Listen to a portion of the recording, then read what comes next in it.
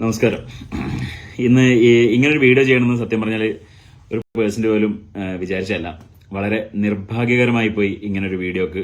അതിന് വഴിവെച്ചത് കുറേ എൻ്റെ ഫ്രണ്ട് ലിസ്റ്റിലോ അല്ലെങ്കിൽ ഫോളോവേഴ്സ് ലിസ്റ്റിലോ ഉണ്ടായ തികച്ചും ഒരുപക്ഷെ അപകടകാരികളായ ആൾക്കാരാണ് ഈ വീഡിയോക്ക് കാരണം. ഈ വീഡിയോ ഞാൻ ചെയ്യുന്നത് വഴി ഒരുപാട് നഷ്ടങ്ങൾ എനിക്ക് ഉണ്ടായേക്കും. പക്ഷെ ഒരു പ്രത്യേക സാഹചര്യത്തിൽ ആ നഷ്ടം എനിക്ക് വെറും ഇതാണെന്ന് പറയാൻ ഞാൻ ആഗ്രഹിക്കുകയാണ്. അത്രയും ക്ഷമ കെട്ടിട്ടാണ്, വിഷമത്തോടെയാണ് ഇത് പറഞ്ഞത്. മനസ്സിലായില്ലേ? എനിക്കത് ഈ വീഡിയോ വഴി ഉണ്ടാകുന്ന നഷ്ടങ്ങൾ എനിക്ക് രോമമാണ്. ഞാനത് ഇനി എന്ത് നഷ്ടം ചെയ്യണമെന്ന് സഹിക്കും. പക്ഷെ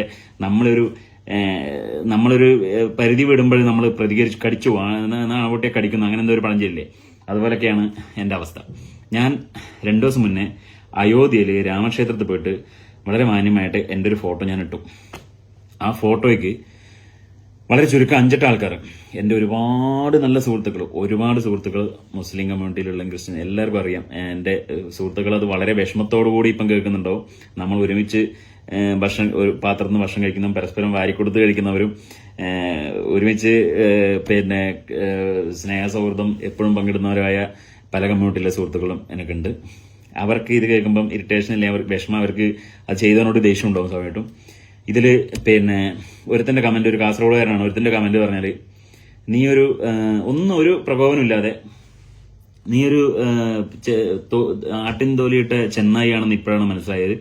സുഹിത് ഭക്തന്റെ ബ്ലോഗ് കണ്ടപ്പോഴും ഫോളോ ചെയ്യാൻ തുടങ്ങിയാണ്. ഇപ്പോഴാണ് മനസ്സിലായത് നീ ഒരു ആട്ടിൻ തോലിയിട്ട ചെന്നായി ആണെന്ന്. എടോ, എന്റെ അമ്പലത്തിൽ ഞാൻ വിശ്വസിക്കുന്ന മതത്തിന്റെ ഭാഗമായിട്ട് ആ ഒരു അമ്പലത്തിൽ ഞാൻ പോയാൽ അത് എങ്ങനെയാണോ ഞാൻ ചെന്നായി പോവുക? നീയൊക്കെ എന്ത് മനുഷ്യനാണ്? നീയൊക്കെ എന്തിനാണ് ജീവിക്കുന്നത്? പിന്നെ കുറെ പള്ളിപ്പറമ്പില് രാമൻ. ഇടി, എന്ത് പള്ളിപ്പറമ്പിലാടാ? താനക്ക് എന്താ ഈ പറയുന്നത്? എനിക്ക് മനസ്സിലാവുന്നില്ല. ഈ അയോധ്യനും അതിന്റെ സംഗതിയെ കുറിച്ച് ഞാനൊരു പോസ്റ്റ്, ഞാനൊരു സാധനം ഇന്ന് വരെ ഇട്ടിട്ടോ എഴുതിയിട്ടോ ഇല്ല ഇതിനെ കുറിച്ചിട്ട്. നിങ്ങളുടെ പൊന്നു സഹോദരൻ, നിങ്ങളുടെ കമ്മ്യൂണിറ്റിയിൽ തന്നെ ഒരു മലയാളി ഉണ്ടായിരുന്നു ഈ അന്വേഷണ സംഘത്തില്. ആ വ്യക്തിയുടെ വീഡിയോസ് എടുത്ത് നിങ്ങൾ കാണ്, നിങ്ങൾക്ക് ബോധമുണ്ടെങ്കിൽ കാണ്. ആ വ്യക്തി വളരെ കൃത്യമായിട്ട് എക്സ്പ്ലെയിൻ ചെയ്യുന്നുണ്ട് ഓരോ കാര്യങ്ങളും, അവിടെ എന്താണ് ഉണ്ടായത്, എന്താണ് സംഭവിച്ചതെന്നുള്ളത്. പിന്നെ ഇപ്പോഴും ഒന്നും കരഞ്ഞിട്ട് കാര്യമില്ല. ആ കമന്റിൽ നിനക്ക് കുഴപ്പമില്ല, അതൊക്കെ പലരും ടൈപ്പ് ചെയ്തങ്ങ് വിടുന്നതാണ്, അതൊന്നും എനിക്ക് കുഴപ്പമില്ല. അങ്ങനെ സോഷ്യൽ മീഡിയയിൽ പലതും എഴുതാനുള്ള സ്ഥലം. പക്ഷേ ഞാൻ അമ്പലത്തിൽ പോയത് കൊണ്ട്, ഇന്ന് കാസർഗോഡുകാരനൊരു ചെക്കനാണ്, ആ ചെക്കന്റെ ഫോട്ടോ ഞാൻ ഇപ്പം ഇതിൽ കാണിച്ചു തരാം. ഈ ചെക്കൻ പറഞ്ഞു പറഞ്ഞാല് ആട്ടിൻ തോലിയിട്ട് ചെന്നായിയാണ് നീന്ന്. എടാ, അതൊക്കെ നിന്റെ വെല്ലുപ്പേടാ, നിന്റെ ഉപ്പൂപ്പ ചെന്നായി. മനസ്സിലായില്ലേ? നിനക്ക് മര്യാദ ഉണ്ടോ പൊന്നുമോനെ?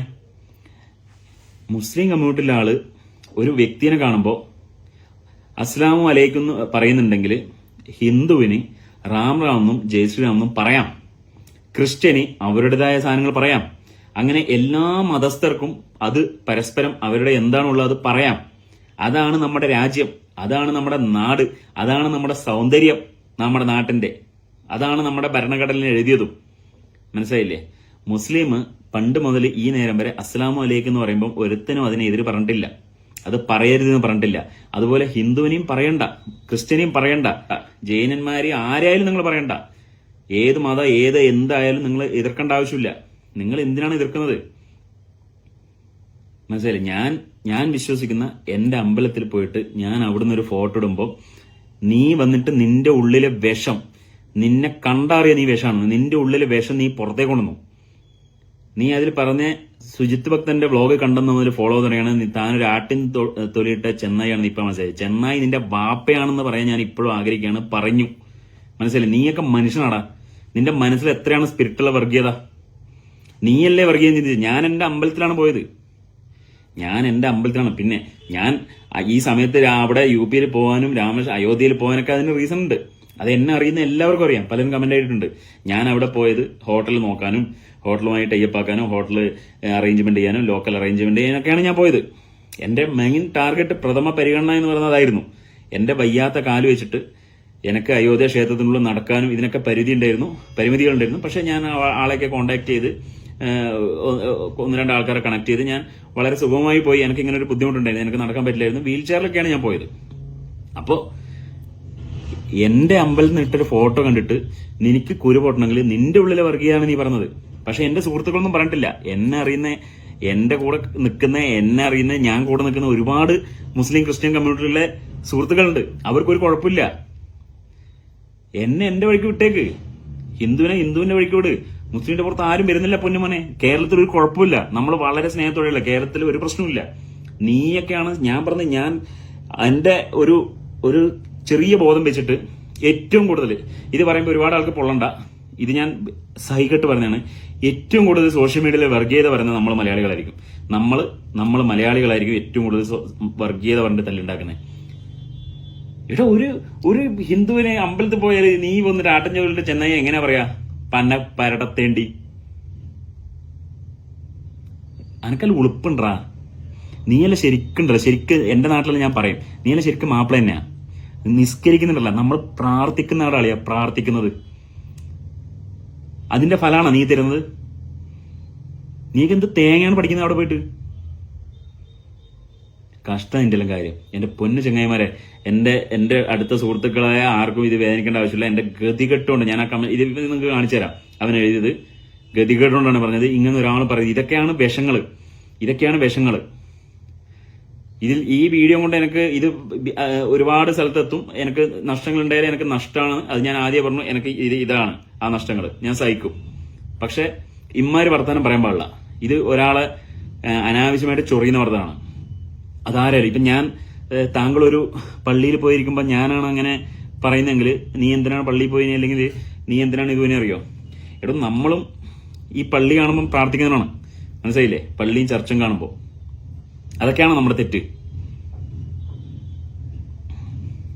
അപ്പൊ നീയല്ല ഏത് ലോകത്താണ് ജീവിക്കുന്നത്? 2024 കൂടെ ഉളുപ്പില്ലാത്തവനെ. Fuck U. ഇന്ന് ശമ്പളം കൊടുക്കാൻ കഴിയുന്നത് മോദിയുള്ളത് കൊണ്ടാണ്. ഇന്ന് സർക്കാർ ഉദ്യോഗസ്ഥന്മാർക്ക് പെൻഷൻ കൊടുക്കാൻ കഴിയുന്നത് നരേന്ദ്രമോദി ഉള്ളത് കൊണ്ടാണ്. ഇന്ന് സർക്കാർ ആശുപത്രികളിൽ സൗജന്യമായി മരുന്ന് കൊടുക്കുന്നത് നരേന്ദ്രമോദി ഉള്ളത് കൊണ്ടാണ്. ഇവിടുത്തെ അംഗനവാടികളിൽ കുട്ടികൾക്ക് പോഷകാഹാരം കൊടുക്കുന്നത് നരേന്ദ്രമോദി ഉള്ളത് കൊണ്ടാണ്.